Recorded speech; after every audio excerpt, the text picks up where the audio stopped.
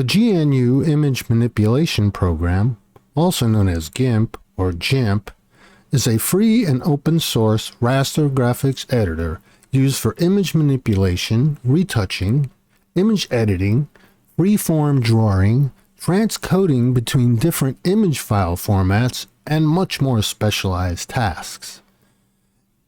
It is not designed for use for drawing, though some artists and creators have used it for such. GIMP is released under the GPL 3.0 or later license and is available for Linux, macOS, and Windows operating systems.